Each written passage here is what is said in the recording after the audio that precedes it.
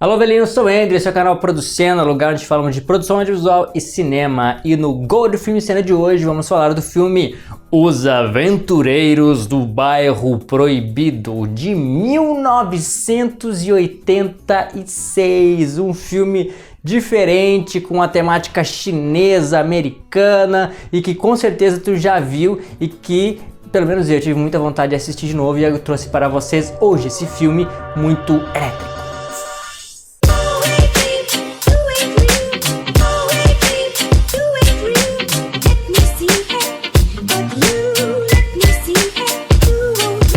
Dia 1º de julho de 1986 foi lançado o filme Os Aventureiros do Bairro Proibido, e hoje disponível no Star+. E se tu não entender o que eu fiz ali de elétrico, então continua comigo que eu vou te explicar o que tem a ver eletricidade com bairro chinês, americanos e toda essa história proibida do bairro proibido. E a sinopse diz que um caminhoneiro, Jack Burton, aceita levar o seu amigo Wang até o aeroporto para buscar a sua noiva. Só que eles mal sabiam que ali estariam entrando numa grande aventura e desafiadora, porque eles encontram um feiticeiro que eles nunca tinham visto antes, porque sabiam que existiam, mas só que era uma lenda, e ele estava procurando uma mulher de olhos esmeralda, olhos verdes, que é justamente a esposa do nosso Wang. E com isso começa a nossa aventura em busca de resgatar a esposa dele e lidar com seres de outro mundo. É uma história que traz lendas chinesas, que traz o nosso contexto aí americano, porque afinal é em Chinatown, né, um bairro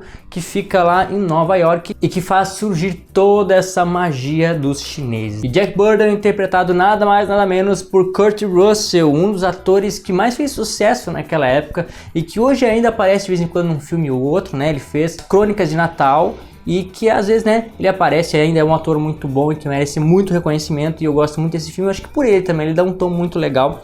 Wang interpretado por Dennis Dun e a Grace interpretada por Kim Cattrall. Ok, então esses são os nossos atores. E antes de falar do filme em si, eu quero te pedir para te se inscrever nas minhas redes sociais, no TikTok, no Instagram, quais os shorts do YouTube a gente tá colocando, assiste aí que vai ajudar bastante. E obviamente te inscreve no canal, porque isso vai ajudar muito a gente a trazer mais filmes de aventura e fantasia como esse para ti, filmes antigos, filmes novos, trailers, para que a gente esteja sempre por dentro do mundo do cinema e do audiovisual. E se tu quiser saber mais, temos um link aqui para te poder se aprofundar, estar mais perto de mim, numa plataforma da nossa comunidade Producena, onde a gente vai poder conversar mais de pertinho, tá legal? Então, falando do nosso filme, de que trata este filme, afinal? Esse é um filme sobre fantasia e lendas chinesas, porque ele traz a lenda de Lopan, um feiticeiro que ele foi amaldiçoado, né? Ele viveu há 2000 anos atrás e um determinado deus lá ficou meio que brabo com ele, não estava muito feliz e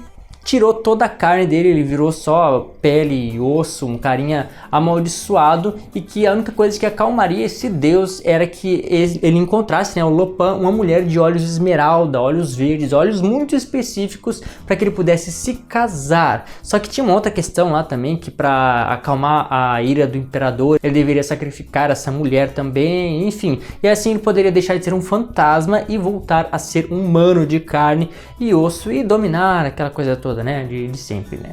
O verdadeiro nome desse filme em inglês é Big Trouble in Little China, ou seja, Grandes Problemas na Pequena China, ou no bairro chinês, Grandes Problemas no Bairro Chinês, traduzindo ao pé da letra, que eu acho que, bom, não traz tanto a ideia de aventura quanto o nome em português. Dessa vez eu acho que eles acertaram, foram uma boa escolha, dizer Os Aventureiros do Bairro Proibido, ficou um pouco mais assim, mais suntuoso. Por milagre eu gostei mais dessa vez desse nome, que eu acho que encaixou melhor do que o inglês, né? Mas enfim, tem a ver com o bairro chinês também, tá tudo certo. Jack Burton, então, é o nosso cara que ele vai ser o metitinho, aquele tipo, não, pode deixar comigo, eu sei, eu põe meu bonezinho, eu já fiz muitas coisas. Ele é o contador de histórias, né?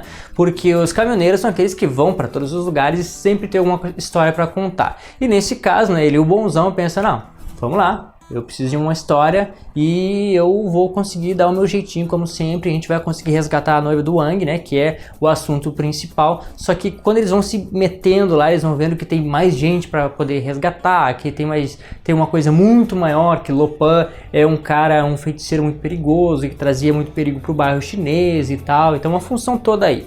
Mas que ele é o cara metido, meio engraçado, que consegue fazer as coisas, né? Ele, por ser metido, ele acaba entrando nos lugares, ele consegue fazendo as coisas dar certo, e quando não consegue, né, o Wang dá um jeitinho de resolver. O Wang, então, ele traz o nosso lado chinês da coisa, ele explica as lendas, ele explica o que está acontecendo, quem são aquela gangue, quem é aquela outra, o que aconteceu, quem são esses caras doidos, que a gente já vai falar sobre os caras da eletricidade, das lutas, daquela coisa toda.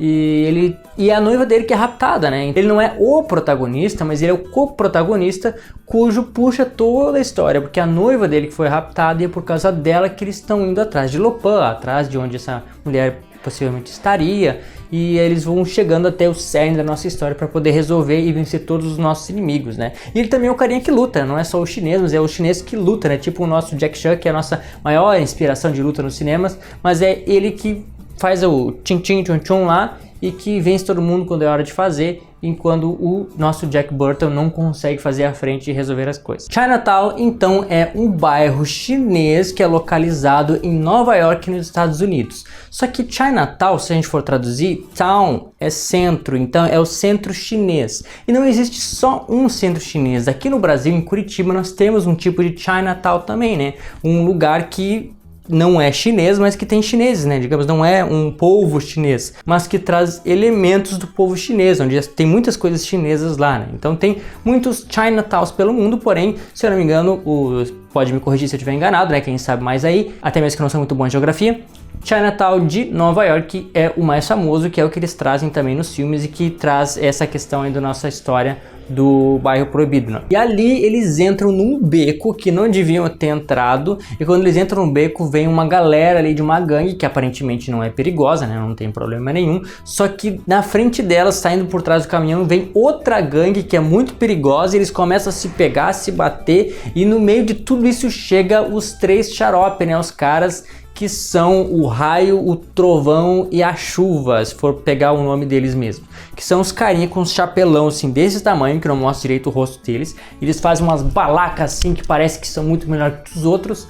E faz umas respiradas, uns negócios assim doido. E que um deles faz uns coisas do raio, que joga raio em todo mundo, e sai voando. É umas coisas bem doidas. E olha só, eu era adolescente quando eu assisti isso, ou criança, sei lá. E quando eu vi isso aí, eu pensei assim, uau, olha só, o cara ele é do raio, de onde é que existe um cara desse? Olha, o outro pula, eles têm umas armas diferentes, eles estão vindo pra cima dos outros. É uma coisa assim, é daquela época, né? Hoje em dia tu vê aquilo e pensa, o cara solta uns raiozinhos, tem umas arminhas girando, que negócio aí. Já vi coisa muito mais tecnológica, muito mais fantástica do que essa. Mas para aquela época, e eu acho que por isso também eu gosto tanto, porque naquele tempo me surpreendeu, era uma coisa assim fantástica. Eu não imaginava ver um filme que trouxesse algo assim, algo tão diferente, tão bizarro, tão fora da realidade. Só que não era um filme de fantasia totalmente fora da realidade. Eles estavam num bairro, uma vida normal, personagens normais que veem seres de outro mundo praticamente, e que se torna muito estranho, mas legal ao mesmo tempo para quem assiste, né? Porque é justamente por isso que a gente não sabe o que esperar. Então, se aparecer um cara que joga raio pelas mãos, faz umas lutas doidas e maluca, então o que mais que eu vou esperar? E realmente aparecem muitas outras coisas. Tem um monte de luta, tem um monte de magia aqui e ali, tem uns monstros bizarros, tem um que sai lá do meio do esgoto e come um cara, um tipo de uma formiga gigante. Tem um outro que é cheio de olhos, que ele enxerga, o Lopan enxerga através dele. Tem um outro que é tipo o Chewbacca lá, não sei como é que fala aquilo ali, que é um monstro que tu pensa assim, não precisava, eu acho, ter um monstro daquele, mas eles colocaram um tipo de monstro aqui, outro lá, que é pra compor a nossa história e deixar ela bem estranha mesmo. E no meio de toda essa bizarrice, apesar de tudo, tem arquétipos bem construídos, ou seja, tem personagens que a gente vê que ele é bem diferente daquele outro e que cumpre uma outra função. O Jack Burton é muito diferente do Wang, a Grace é muito diferente deles, o Lopan é muito diferente dos outros carinhas, e a gente percebe que cada um tem um lugar na história e cada um preenche um espacinho, e que a nossa história vai se completando e a gente vê, legal, então eu sei que esse aqui é o mocinho, só que ele não é bom em luta, só que ele é um pouco inteligente, esperto na verdade. Esse aqui é bom em luta e ele tem uma motivação. Esse aqui é o nosso mal e ele tá preso há muitos anos, ele só quer uma coisa, ele só quer uma mulher para poder se casar e se tornar humano de novo, em carne e osso. E aí tem os outros carinhas que um é bom com a espada, outro é bom com os outros negócios lá que eu não sei o nome, o outro joga raio. Então esses arquétipos são bem construídos e a gente vê assim, poxa, eu quero descobrir mais, eu quero saber o que mais aquele carinha do raio faz, ou o que ele pode fazer para contribuir na nossa história, o que cada um, né, o mesmo tiozinho do ônibus que começa contando a história no início do filme. Legal, cada um tem a sua função e cria um espaço, um caminho para o filme andar de forma não forçada, de forma que a gente vai assistindo. E eu assisti o filme e eu nem vi a hora passar quando vi, poxa, o filme já terminou. Ele flui e eu gosto dele. Tu pode não gostar, tudo bem, cada um tem a sua opinião, é muito bizarro mesmo, muito diferente, mas eu te recomendo, se tu não assistiu, pelo menos assiste, mas assiste com os olhos de não julgando. É um filme diferente, é um filme de lendas, é um filme de fantasia, então dá pra se esperar coisas muito diferentes, né? E lembrando também que é de outra época, mas que mesmo assim faz sentido, apesar das doidices, né? Como eu falei, porque tem algumas, inclusive em que um dos carinhas no final ele vê assim, poxa, meu mestre morreu, eu não tenho mais o que fazer, então o que eu vou fazer? Eu vou explodir. Ele começou a se inchar, sai ar dele e ele explode. Simplesmente explode. Quem é que imaginava que isso ia acontecer? Como é que imaginar que isso era possível e que isso era uma saída para resolver a questão daquele personagem, daquele inimigo? Enfim, foi assim que eles fizeram. Outra cena legal e diferente também é tipo o que acontece com Harry Potter e o Lord Voldemort, que tem cada um tem uma cor na varinha e jogando feitiço, só que um é o Lupin com uma cor e o outro é o velhinho lá, que é um tipo de feiticeiro, de mago também, que eles jogam ali e os raios se cruzam e naqueles raios aparecem dois guerreiros e eles lutam entre si assim, e sei lá, é diferente, para aquela época era uma coisa muito fantástica. E olha só, o Harry Potter fez isso anos depois, né? Em 1986 nem existia ainda.